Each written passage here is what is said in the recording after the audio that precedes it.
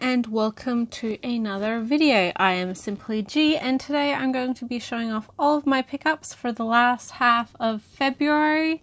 So quite a bit of manga to get through. I have a couple other things that I want to show off book-wise and one other item, so hopefully you guys enjoy and I'll just get straight into it.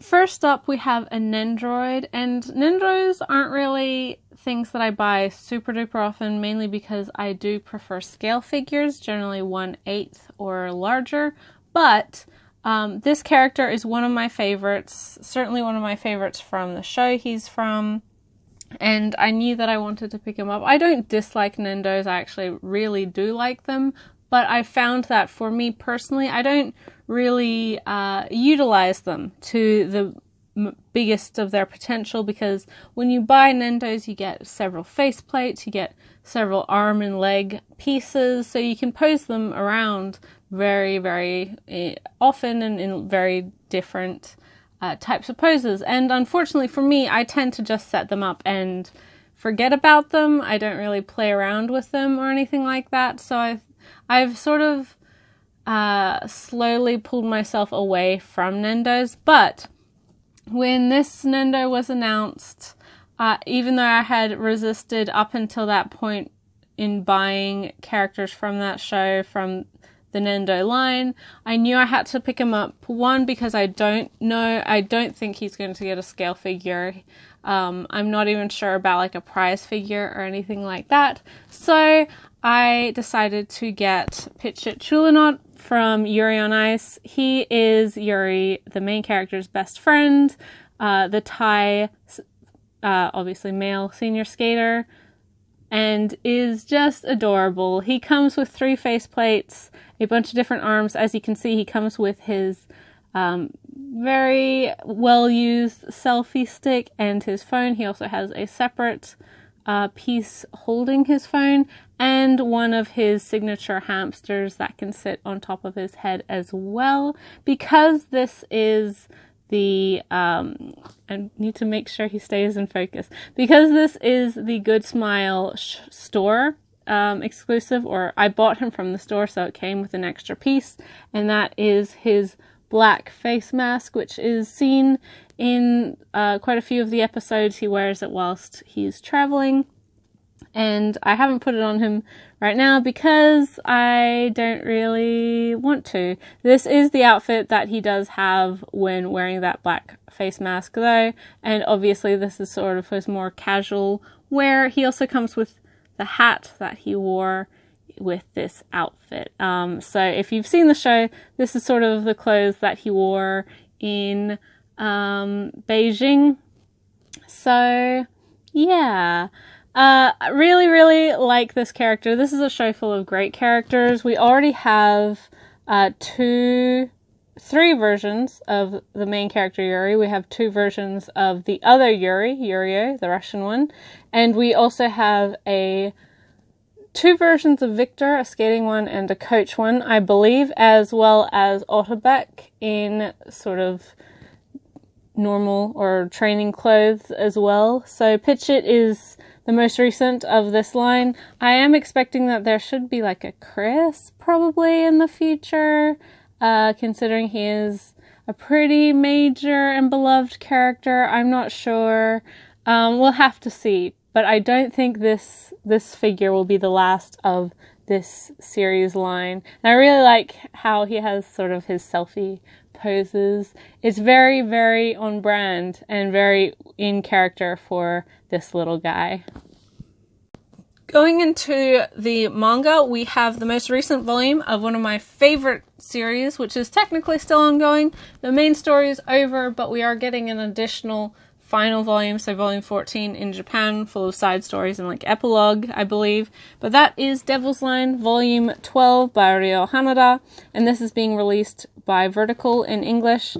This series is absolutely one of my favorites. I adore how Hanada can write these characters, and the amount of just diverse personalities and diverse individuals that she is able to write. You can really see how she's grown as a mangaka over this series. But if you're not familiar what this series is about, it sort of like a lot of series of this type, it features a society or a race of non-human beings who live within society, hidden away. Sort of like Tokyo Ghoul, they are called devils, but they're very much more regarded as like demons or vampires, who when they see when they see human blood or they get sexually aroused, they become super strong, incredibly violent, like their claws and their teeth grow out, and generally because of that they go into a frenzy and end up usually, you know, killing someone, sexually assaulting them, raping them, that sort of thing. And so obviously very dangerous individuals, but most of them, like with ghouls, it's a little bit different because ghouls use like humans to eat. This isn't that. It is completely controllable if you don't see, you know, blood, and if you're not in a sexual relationship with someone or another devil as well, it's not that dangerous. So it is understandable, like, why so many of them just do want to live peacefully in society. They don't really have an urge to make any problems and just want to get on with their life. So our main character is half devil, and so he struggles with a lot of these same problems and urges. And his girlfriend is a human, and since meeting him is now trying to find ways that she can sort of figure out how to navigate this relationship with all of its struggles and all of the sort of the backlash that is very possible. It's regarded as like a pretty stupid decision to get into a relationship with someone who could unwillingly like injure you or hurt you, or at worst case scenario kill you. But it's really interesting. As well, there's also a secondary plot, which is also a main plot, about a terrorist group who really want to expose devils to wider society, and sort of the repercussions of that. It's really, really interesting. As I said, there's a really great variety of characters, and this volume in particular, it is the penultimate one, so it is wrapping up a lot of things, but with this volume, you do learn more about the character called Queen. Now, he is part of this terrorist group, he's a doctor, and he's a really, really interesting character. If you are wanting more non-binary and or asexual representation in your manga, I would highly recommend this series for Queen. He is wonderful. There is so much potential for things to have been done wrongly. The last bonus chapter in this book was incredible in regards to Queen and his relationship with his boyfriend. It's really, really, really good. So if you are interested in that sort of thing, I would, definitely encourage you to check it out. But there are some really, really interesting things going on, really interesting characters. As I said, I'm repeating myself, but I can't really emphasize how much this series is doing things and pushing the envelope more so than other similar series with like very similar premises without giving too much away. So I do think that it's one that you should experience on your own. The first volume, I know some people had some difficulties getting into it. I personally didn't, but I can understand why, because it is very much focused on like the romance between our two main characters, but I do think it evolves a lot more from that point. So if you give it a little bit of time to develop, you'll probably end up enjoying it more and more. Really happy that this series seems to be doing well, because I know a lot of people are picking it up.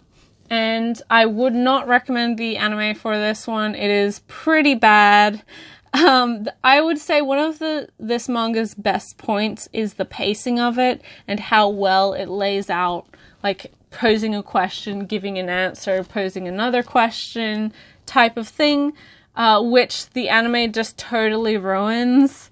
And yeah, it's a very missed opportunity in my opinion, but that's not a slight against the manga. So pick up the manga if you're interested. If you liked the anime, then check out the manga even more because it's even better. But yes, Devil's Line Volume 12, 2 more volumes until it's over, and I'll be sad when it's done, but I look forward to reading more from Hanada. Another manga from Vertical, and we have Volume 2, or Omnibus 2 of After the Rain by Jun Miyazuki. This is obviously the second, or actually the third and fourth volume of this 10-volume series. And if you don't really know much about this series, it's about a high school girl who has a big crush on the manager at her work, who is a 45-year-old sort of single or divorcee, has a son, and just sort of a deadbeat. He works and he's a good guy, but he's not, like, I wouldn't expect a lot of 17-year-olds to be super duper interested in him, especially not romantically. That premise, I said with the first volume, can be very problematic. Thankfully, this series isn't so much about the romance and is instead more about this journey of like self-discovery that teens do go through, especially in this critical period of their lives, and how young people do attach themselves to kindness and the sort of just how they process interacting with other people. And I think this series really nails that. It's really, really, really good. It improved even more within this second omnibus. I would say if you have like hesitations about the premise, to not be worried about it, because as I said, it doesn't go in the way that I think people are worried it might. I can't say for the entire series, but from my understanding and what seems obvious within the theming for me, it doesn't seem like it's going to end in a bad way, if that makes sense. But beautiful series, beautiful anime adaptation as well, so check that out if you have Amazon Prime. It's wonderful. Another sort of less conventional story from Vertical, which is always nice to see from them. I think they veered off their path a little bit for a while there, but this and some of their other series that are coming out currently is a really, really strong return to form. And I look forward to the third volume with this one. Next on to the Viz stuff, we have the second volume of After Hours by Yuta Nishio. This is a 3-volume Yuri series about a 24-year-old woman and her 30-year-old, I guess, sort of girl that she's interested in, and their relationship, as well as like being within the clubbing or the EDM scene and sort of the culture behind that. And our main character struggles with like the place she finds herself in life right now, and how she sort of feels like she's stagnated, and having met this other woman, now she's finally feeling like she has some motivation and some more like spark to do something in her life, even though it's nothing that she's ever really experienced before. She doesn't really know anything about. It's really, really strong. I've heard the third volume is wonderful. I look forward to reading it. The first volume really impressed me. I had heard good things about this series for a long time, and it's not that I didn't want to read it, but I did want to wait until the entirety of the series had come out, because I did know that it was going to be short. So I thought I'd better get all of it all at once. And although I did order it all at once, I only have the first 2 volumes. The third volume has not yet even shipped out to me, I don't think. And so it still has been like staggering, these releases for me. But in any case, really, really great Yuri manga, especially one I would recommend if you're wanting Yuri that involves adult women and not just high school, like S-class type of setups or all-girl school setups. Yeah, it's nice to see, because people give BL a bad rap, but at least there's diversity insofar as, like, the types of stories you see between high schoolers, between, like, salarymen, between, you know, all sorts of different ages and occupations and meet cutes and all of these things, where you don't really see that in Yuri, especially, or at least not in the English licensed Yuri market. But we're slowly shifting from that, I think, and this is a great one to check out if you are wanting something a little bit more different than the typical that you can find. Next for Viz, we have volume 30 of Haikyuu, which is not, I think 31's already come out, but this is the sports volleyball manga running in Shonen Jump by Haruichi Furudate, and is absolutely wonderful. This volume is so great. I really, really liked the Tanaka sort of character development in this volume, and we finally have sort of this setup for, we have 2 concurrent games playing right now. We have our Karasuno game, who we all know and love, who is our main characters, but we also have Nekama and their current match within this finals. It's really, really good, and hopefully, if all things go well, it's leading to this long-awaited, coveted, I guess, fight in the junkyard match that has been built up between those 2 schools for years and years and has never, you know, happened up until this point. So that will be an exciting day if that's how things work out. I would expect it to, hopefully, fingers crossed, but I don't know. I have only read up to this volume. Haikyuu, I've said this with every single volume that comes out, it's not doing anything fundamentally new. It's a quintessential sports series, but that's all it needs to be, and it's incredibly successful at that. And I would say, honestly, is one of the best, like, best Shonen Jump stuff series coming out. There are some things that I do prefer over it, but it's just very genuine. The characters are very, very likable. There's a lot of different personalities, but they all really work well together.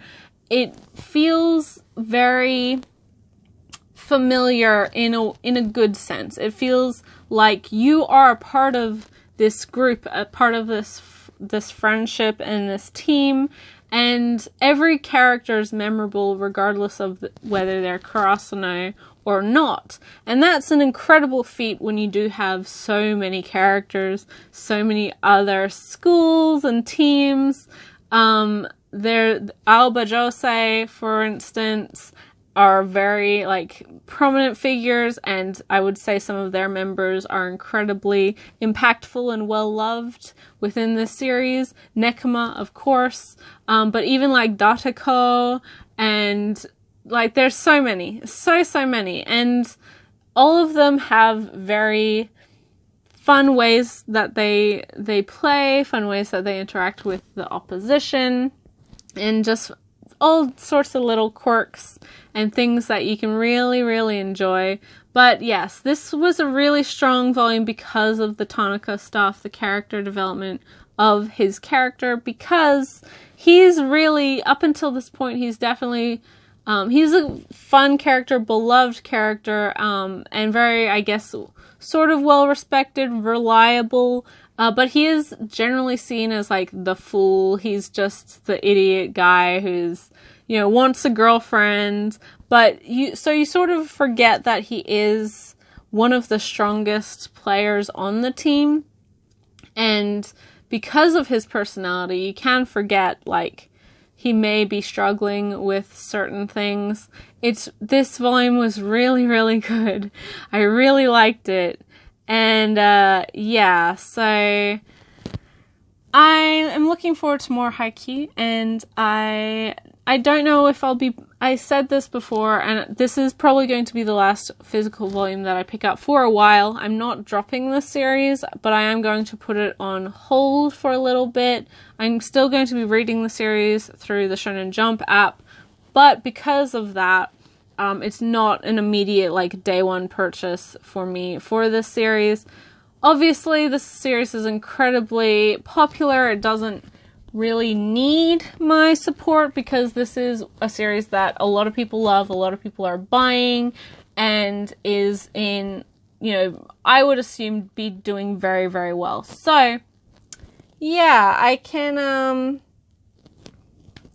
definitely recommend this if you're looking for a fun shonen sports manga. There's only one Yen Press book this pickups, and that is Case Study of Vanitas by Jun Mochizuki, Volume 5. I really enjoy this series. It's very up my alley. I really think, I appreciate Mochizuki's style, her sense of her settings. This series is really, really, like, up my alley, as it were, and although I don't think, I would argue that it has different qualities and different things to make it interesting than Pandora Hearts did, or at least early Pandora Hearts did. But honestly, this captured my attention much faster than Pandora Hearts did, and I think that is just an evolution of being a creator and improving over time. This story, if you have not checked it out, is set in 19th century Europe, generally France, in the steampunk alternate, I guess, timeline, and there's vampires, and again, like, couple vampire books, this pickups video, but we follow our main characters, Noe, and then Vanitas of the title, who travel around. Noe is a vampire, Vanitas is not, but he has been sort of bequeathed this power or this responsibility to be able to, I guess, heal and stop and reverse rampant and savage vampires, because the idea is if they can become, like, twisted and cursed, and so they don't have any control over their spirit and their bloodlust anymore. And then through his powers, through the Book of Vanitas, he is able to, like, stop that, and so prevent those vampires from hurting any more people, but also, like, saving them from themselves. Really good volume. We have sort of a werewolf story in this one. We also have the continued introduction of sort of like the church corps who fight against these vampires, or trying to eradicate vampires. Yeah, lots of different things going on. I really love, the design of all of the characters. I love the steampunk setting of Paris. It's just beautiful, and it's not something that you really see very much. You do see a lot of, like, Victorian era England in manga, which I also really enjoy, but sort of that same time frame within the rest of Europe, especially France, is, I think, not really seen that often in manga, at least not in licensed manga. So it's nice to have a foot within that setting, because it is such a fascinating time of history. It's so beautiful, and Paris really was, like, this epicenter of culture from all around the world. It's really, really nice, but you can still have that sort of Victorian sensibility to it. I don't know. I really liked it, and I know that Mochizuki can write a very good, compelling story within this setting. Pandora Hearts was incredibly effective, incredibly popular because of that, and an incredibly good read, so I would recommend you try that one out. But if you're not willing to necessarily commit to a 24-volume series, Vanitas, only 5 volumes, still ongoing obviously, but incredibly well worth at least trying. So we're getting into the Seven Seas books, and we have the single volume, at least I think it's only going to be 1 volume, I don't know, depending on how, I guess, well received this book is. There's Beauty and the Beast Girl by Neji, and this is about a monster girl who's self-described as a hideous monster, but in reality is fairly cute, and obviously in this world furries don't exist, because I think some people would be totally down for what she's offering. And so she has sort of pushed herself into isolation in the forest, and one day she runs across a blind girl who obviously can't see, and so their relationship is sort of grows from that point, in that because she can't see her, she's not afraid of her, and then they become friends, and then ultimately sort of fall in love with each other. I was interested in this book mainly because I thought it was a pretty cute premise, in that, like, oh, because of her blindness, she sees the person inside, and sort of getting over this prejudice of what people look like, and that sort of thing, which it does have elements of that. It's very sweet and heartwarming, and very, like, fluffy and safe. So I would say, I think this is actually described online as a shoujo ai. It's not really, like, a heavy Yuri title, if that makes sense, although it is fairly explicitly said that they are, like, in a relationship and they do love each other. It's not tiptoed around either.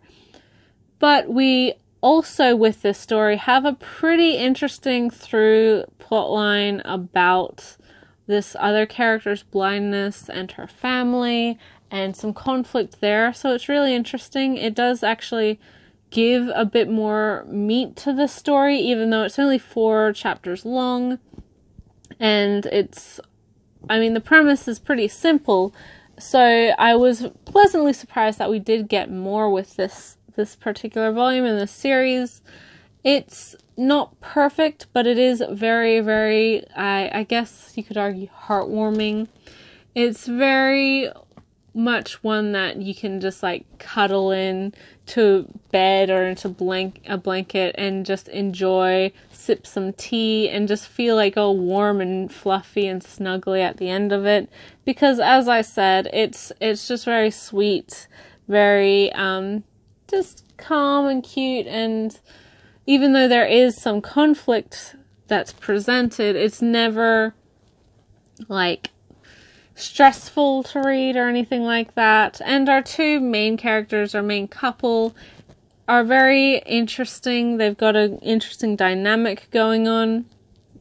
As I said, the monster girl, although self-proclaimed to be hideous and terrifying, you can see her on the cover here. You can't really see all of her, but look, she's got fluffy ears, and the rest of her is, like, basically dragon-y. She's got a tail and scaly arms and like a spine fin, like back spine, and she's got a tiny little horn on her head, but the rest of her is pretty much just a cute girl, and she does have fire breath as well. But man, there's so many weirder things I think Neji could have done with her design, and still made it, look appealing. But I think if you're having a character who's meant to be scary and hideous and terrifying, so much so that they'd hide in the woods. I mean, sure, having a tail and, like, claws and a horn is not the norm, but she's basically a cute dragon girl, but also with fluffy ears, animal ears. It just doesn't feel very, like, very scary. It doesn't feel like the motivation, I mean, story-wise, the motivations as to why she did that is there, but I think it's not, like, I think the design could have been stronger, more towards like this monster aspect to it, if that makes sense. If you're going to commit to a monster girl, go full, like, whole hog, because you can still make them cute, you can still make them like look appealing with other monster features. I mean, people enjoy the Beauty and the Beast story, not because the Beast necessarily like looks like a super handsome guy, but because of like the relationship between the two characters. And at least like there's a million iterations of Beauty and the Beast, and there's so many different variations of the Beast. Obviously the most well known is like the Disney one, but he was completely hairy. He had horns and like the animal hind legs and complete claws and like the protruding teeth, and was just absolutely massively hulking in size. Whereas this, and I hate to say it's because she's a girl, but I think that is definitely like a factor as to why she's drawn in a more attractive way. But there's like Beauty and the Beast iterations where the Beast is like bird-like or reptilian, and I think there's so much more you can do with this sort of premise. And I think it would be a better way to show a story like that and to really push that theme of acceptance regardless of what you look like acceptance for the person you are inside. So in that respect, I think it could have gone further. But that's not to say this is a bad book. It was really, really sweet, but it's very much like a light, warm, snuggly type of entertainment, and not one that I could necessarily say is like a must-have for a Yuri collection. But if you are wanting like a Beast Girl Yuri, then maybe check it out.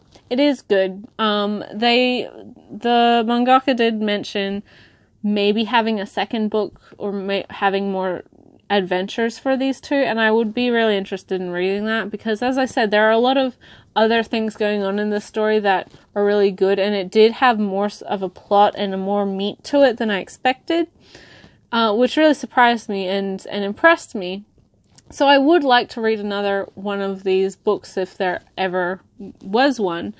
But insofar as like the actual, I guess, premise of it, it could have gone harder, if that makes sense. But it is really sweet and really nice if you just want something light to spend a couple, an afternoon with or whatever. Last for 7 Seas, we have the second and final volume of My Solo Exchange Diary, which is the follow-up to My Lesbian Experience with Loneliness by Nagita Kabi. This is an incredibly difficult, challenging memoir about mental health and isolation and relationship with family, and this mangaka struggles with finding her place within society and within her family. And this series especially sort of deals with the repercussions of having written her first book, My Lesbian Experience with Loneliness.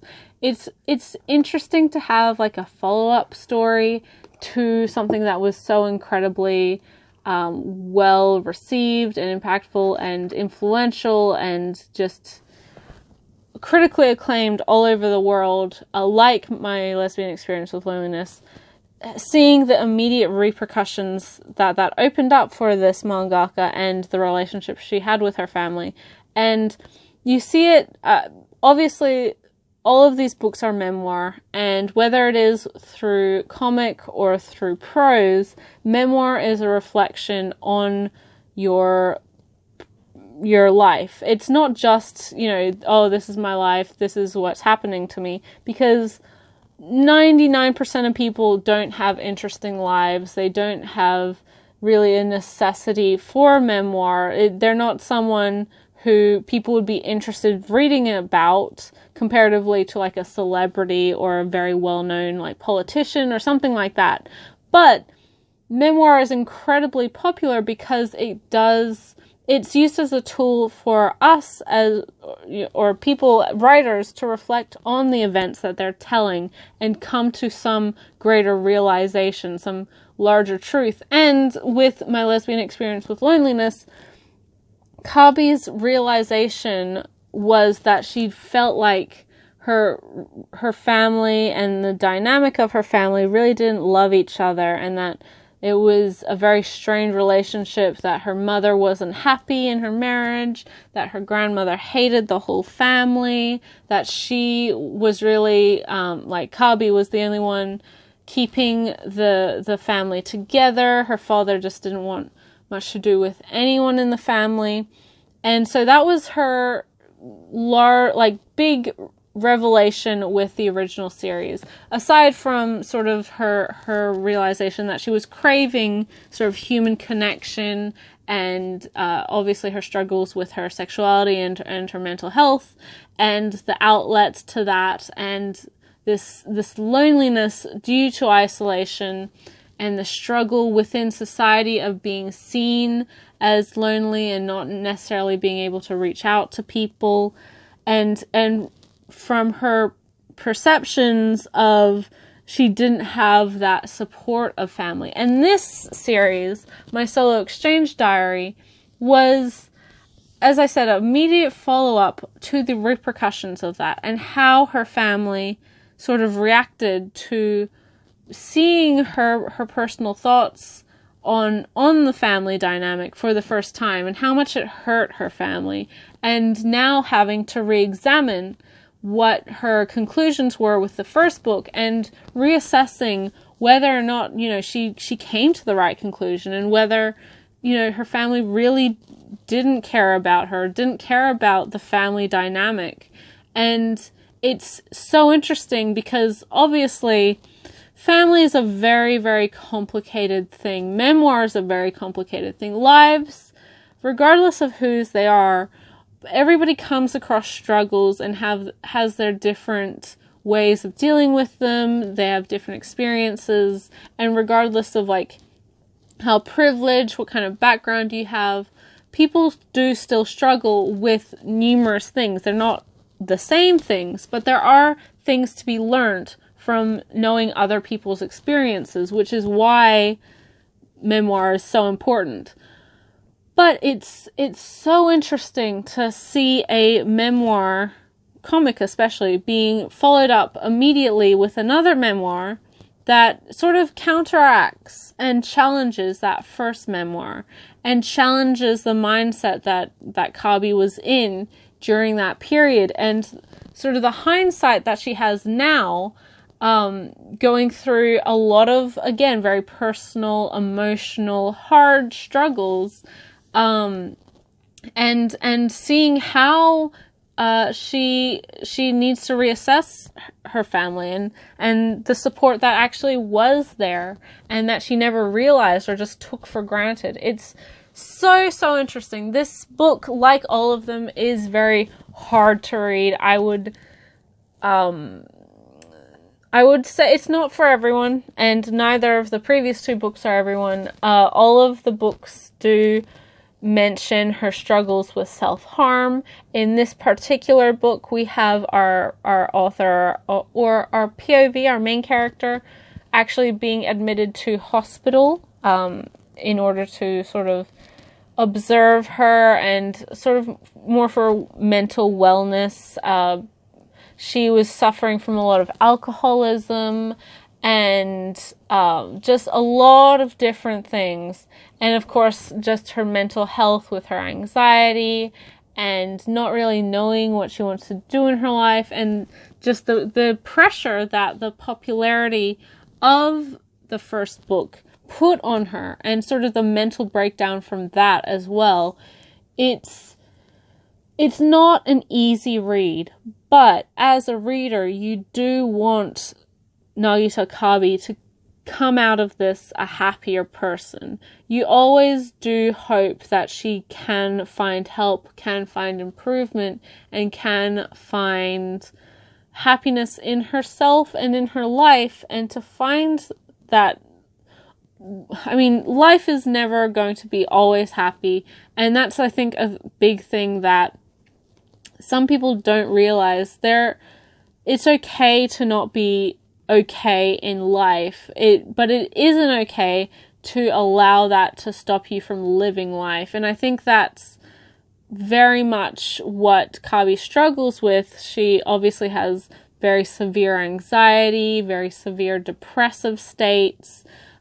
She just doesn't fully know, and because of Japan's, I would say, stigma towards mental health issues, I don't necessarily think she's always gotten the care that she needs. There's never any sort of discussion about medication that she takes. She self-medicates with alcohol, which is sort of what spirals into a large part of this story, which of course is not a good thing.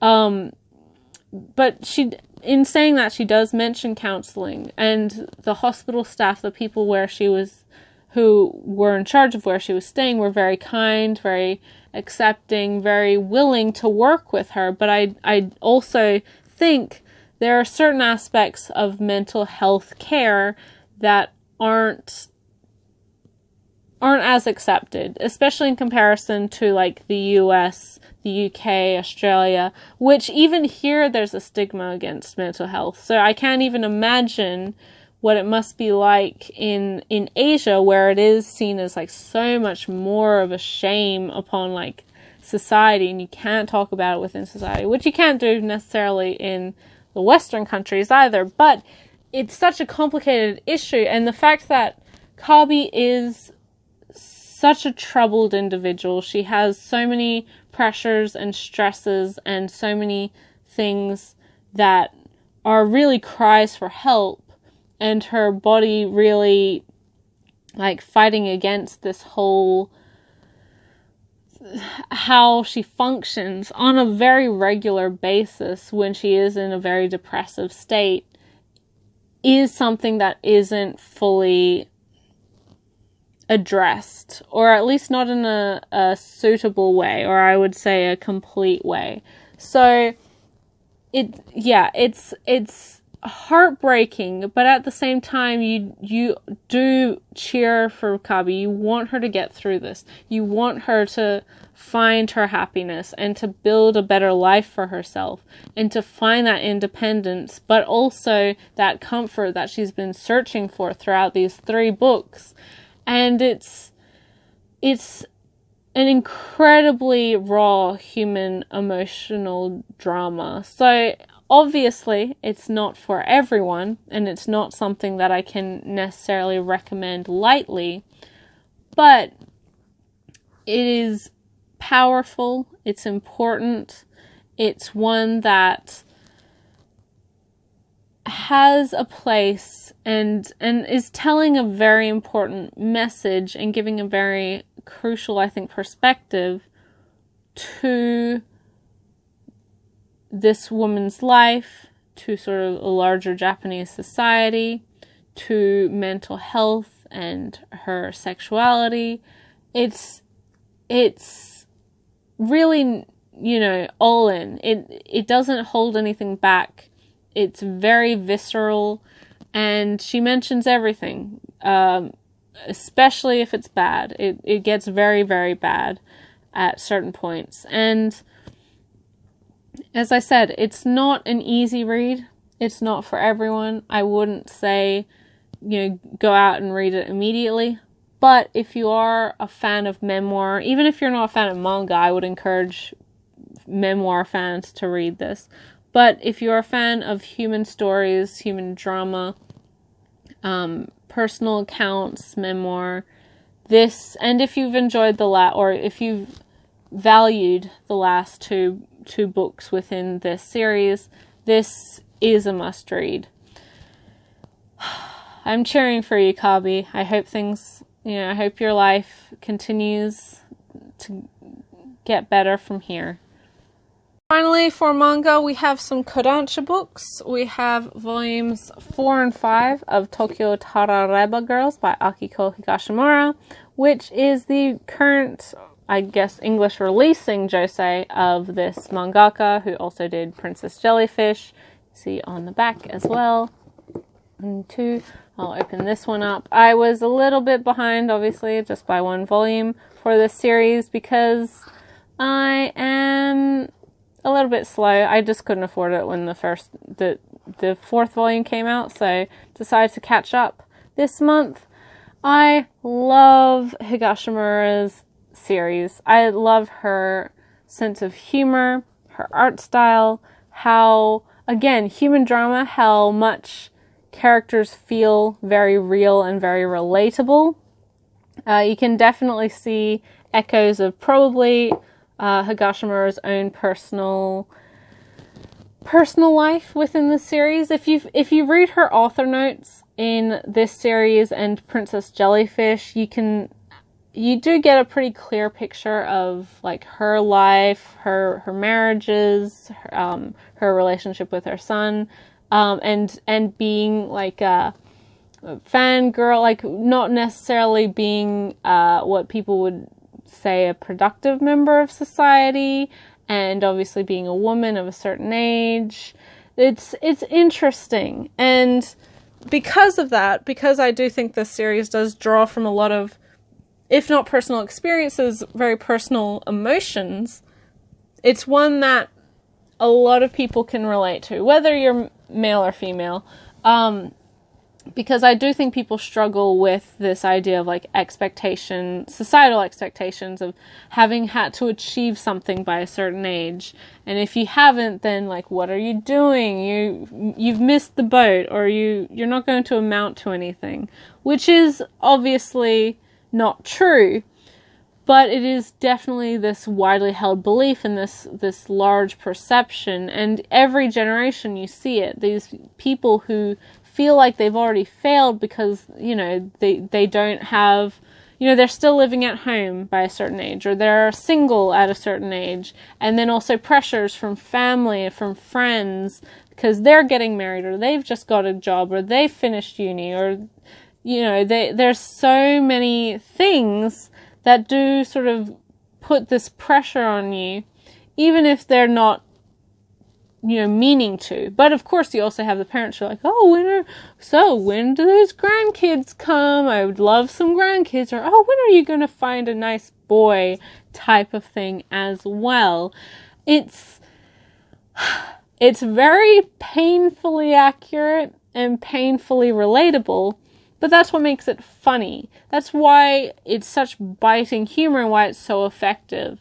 And both of Higashimura's works that I've read, this one and Princess Jellyfish, hit the nail on the head in regards to how that it feels to be in that position, but also some really good, ways that can be interpreted and be counteracted as well. So it's been we're about halfway through. This is a 9-volume series, and I'm really excited to read the rest of it. I haven't, I read like 7 out of the 9 volumes of this on Kindle, I believe. I need to check my thing, but because after, I was buying it and then they announced the print version, so I was like, well, I'm just gonna stop buying it digitally and buy it when print comes out as well, so that's okay.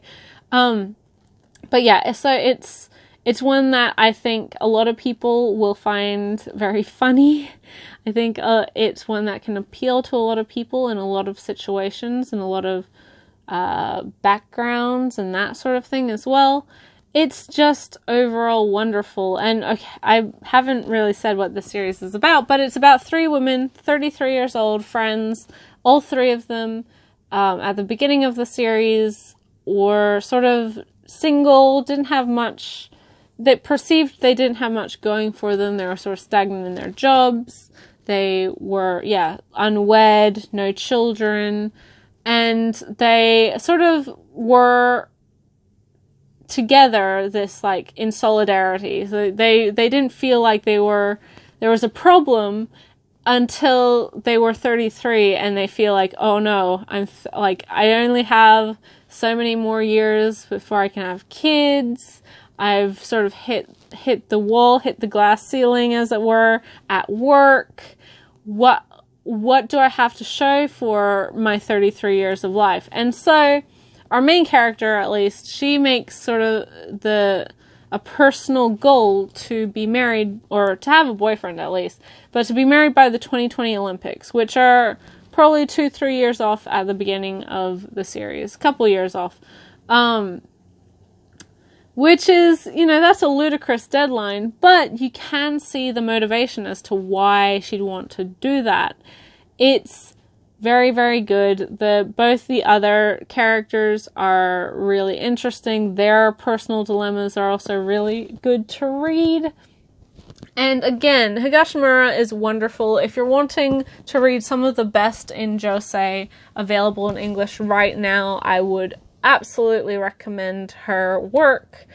And this one, I think it is I would say it's probably a little bit more relatable than Princess Jellyfish, because Princess Jellyfish does have a lot of reliance on the fashion aspect of the story, but it's not, I wouldn't say that should disclude you from reading that, because that's not really what that series is about either. So, if you like josei, or if you want to try a josei and you want something fun and funny and maybe relatable to you, Tokyo Tarareba Girls is one that I would definitely choose.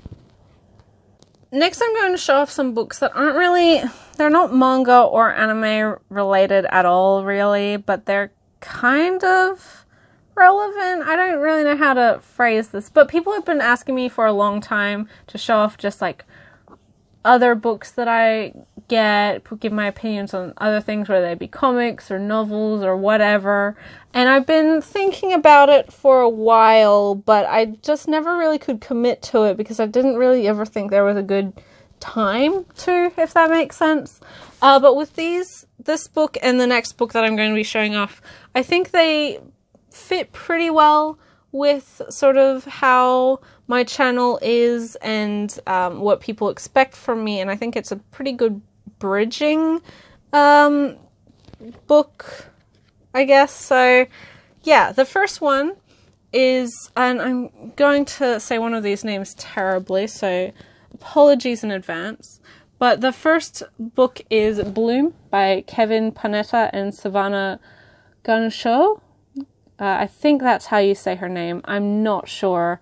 And as I said, I'm very sorry if that's completely incorrect. But I have been following her Twitter. This is published by First Second, which is a publisher of graphic novels and comics and sort of independent comics. I do own a couple of their books, and I was highly anticipating this one because, as I said, I follow the artist's Twitter, and I've seen a lot of her work. She's an incredibly talented artist. And this is about a bakery in a small seaside town. The son, he sort of has dreams of he and his band moving to the city and sort of making their own way and sort of starting his own life outside of his family's bakery. And then also this other young man who has come into the bakery to sort of be trained and to be his replacement if this other boy leaves. So it's a coming of age, like, LGBT romance.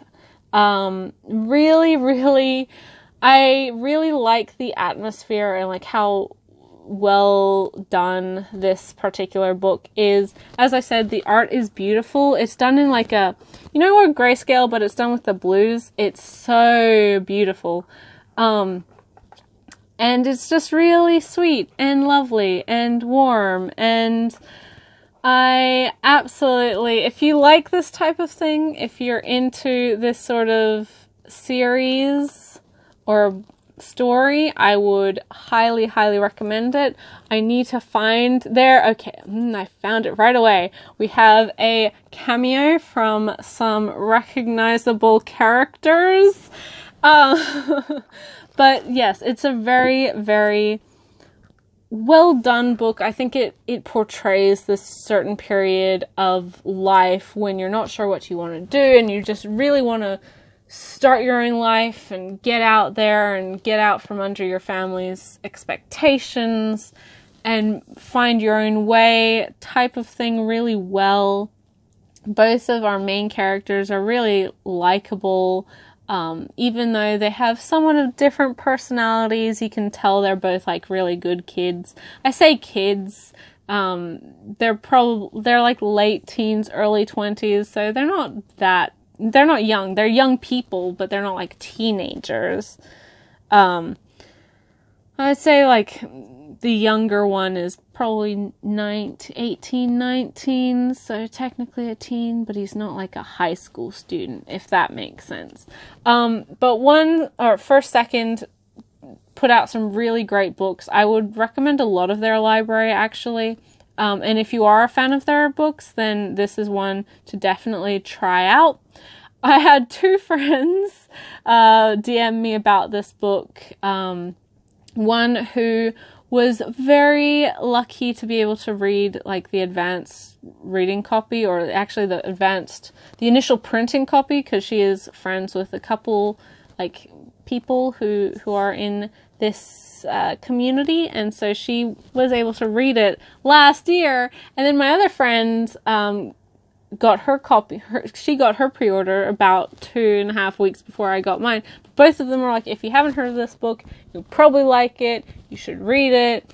And I was like, I know, I want it so bad. And then it finally came, and I read it as soon as I had it in my hands, and I adored it. It's wonderful. It has a very easygoing vibe to it, but just at the same time, it does have like a lot of heart-wrenching scenes to it. It's, it's an emotional sort of coming-of-age drama, so you should sort of have an idea of what to expect going into it. It's very, very, very good. I'm so glad that my excitement was not misplaced for this series, and I'm so glad I finally got it. I look forward to reading more from Kevin Panetta. I don't know if I've read much of his work personally. As I said, I do follow Ganosho. Savannah Ganosho on her Twitter, and she's incredible, so you should definitely check her out. But she does post a lot of like fan art and that sort of thing as well, so just keep that in mind. But yeah, just great work, and really happy with this particular book. And secondly, for books that don't really fit, but kind of fit, but aren't manga as well also, this is not a comic either. This is the Book of Hakutaku, Bestiary of Japanese Monsters by Matthew Mayer. This is the 3rd in his series of books, and this is all about various yokai, and they give an illustration and then give sort of the explanation of this yokai. And there's thousands of yokai, and there's like very regional ones, very regional understandings of certain yokai, and things that are kind of the same but not exactly. I really, if you haven't noticed, I really like yokai and sort of supernatural Japanese mythology, and I guess Shintoism. It's something that really appeals to me, and you see it a lot popping up in a lot of my favorite series of manga and anime. And so this type of book is absolutely one that I really enjoy going through and rereading and learning a little bit more about these weird creatures that, or these weird ghosts, these weird spirits that sort of make life a little bit harder, or sometimes a little bit better within Japanese folklore and understanding and myth. So yeah, this is the 3rd of his books. All 3 of them, I believe, were kickstarted. I got the first 2 with the 2nd book's Kickstarter. This one, obviously, I backed separately. And again, this series, I think you could get hardback or paperback. I, again, generally get paperback. I just find it, especially with shipping, it makes it a lot easier and a lot cheaper. But you are able to get hardback copies of these books through the Kickstarter. I believe there's also a slipcase for the hardcover copies. I don't know. But yeah, it's a beautiful little book and very, very well designed. A lot of hard work put into all three of them. With this book, there isn't a huge amount of like very well known yokai, but obviously because they're either found in the first or second book. But that doesn't mean it's any less interesting to read or to have. So I am really happy that I have this third of... I don't know if there's going to be a follow-up book. I don't know, but we'll see. But yeah, I'm really happy to finally have this, because these Kickstarters as well take quite a while. Generally, after they're funded, that's when a lot of the illustration work starts. A lot of the research and sort of compiling of information has been done, but the artwork is still a work in progress. So it does take a while from like funding up until printing before backers can get their books. So maybe just something to keep in mind. That is everything that I got for this last half of February. There is quite a few more things than I sort of expected, and of course I did include some things that are not really anime or manga, but I think maybe might be interesting to you guys. A lot of people have been requesting it. If you don't like it, please tell me, but because I can always take it out, but hopefully it's not too annoying, even if you're not super invested in that. But yeah, really, really happy with a lot of these books. Really glad to be seeing some of the return of some of these titles to my collection, the continuation of them. February had a lot more manga than I expected. This plus last pickups video, there's a little bit of catch up, and then there was also a lot of just new stuff.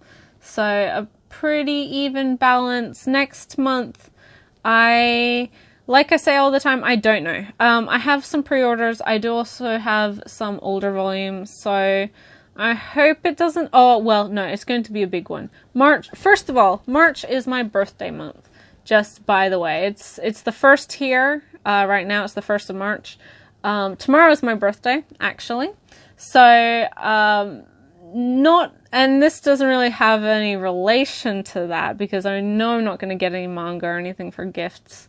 But I did sort of in anticipation of my birthday. My gift to myself was that I paid for my US proxy, so my US proxy service. So a box of the majority of stuff that I have with my US proxy is shipping to me. So hopefully we'll see all the stuff that's in there for next pickups video. I also have a couple other things. One thing that maybe some people are excited or interested about, because it's completely released. I got the entire thing, and it's a fairly recent series and one that I was interested in, but didn't get until I had read it all on the Shonen Jump app. So that might be a hint for people who pay attention to my social media. And also, of course, the new debuts. I don't know how many of those will be there in the next video, because shipping has been weird. I get things so off of the release date now, it's sort of comical, so I can't really say with any certainty what is coming, but either way, there'll be lots for you guys to enjoy, I'm sure. But thank you guys so much for watching. I'm Simply G. You can subscribe to me here to see other videos of this sort. I really appreciate that. If you want to leave a comment, positive, negative, short, long, whatever, I'm always happy to read them. Just please be respectful. I don't appreciate vitriol and things that are attacking me or other people, I will delete. So just by the way, I don't want that in my comment section, but you guys are pretty good, so I don't have to worry about that. But I just, you know, that's just the reality of it. But you can also follow me on my social media if you want to talk to me directly or you want to follow me there. I post a lot about manga, a lot about anime, a lot about other things. You can chat to me there, either publicly or through DM. Yeah, so I'm on there fairly regularly. Also, as always, in the description, so my Twitter link's in the description, but also in the description is my Book Depository affiliate link, which I really appreciate if you guys use. You don't have to, of course, no obligation, but it is there, and every time you use that, I get a small percentage just in thanks, and it lets Book Depository know that, you know, I'm bringing traffic to their website. And personally, Book Depository is the website that I use for all of my book purchases, not just manga. I also use it for like my uni textbooks and any of the novels. Bloom I bought from Book Depository as well. My brain just emptied for a second there. But it is really great, and for me it's really the only choice because of its low prices, but also its free worldwide shipping. And they're really great with customer service, always happy to help, and they have pretty much everything. And shipping can take a little long because of where you are, where you might be. But comparatively, at least in Australia, comparatively to Amazon, because some of these books here are from Amazon, and that's why they took forever to get to me. And then other ones were from Book Depository, and they came in the standard amount of time. So they're reliable, at least. And if there's ever a problem, it's super easy exchanges and refunds and all of that sort of thing as well. So maybe something to keep in mind if you're outside of the US or Canada, you don't have, you know, free book websites like with Amazon. It's just a really good option, and one I would recommend to anyone who wants English manga, or German or Spanish. They do have a lot of different languages there as well, so check them out. But yes, thank you guys so much for watching. I am Simply G, and I'll catch you in the next video, guys. Bye till then.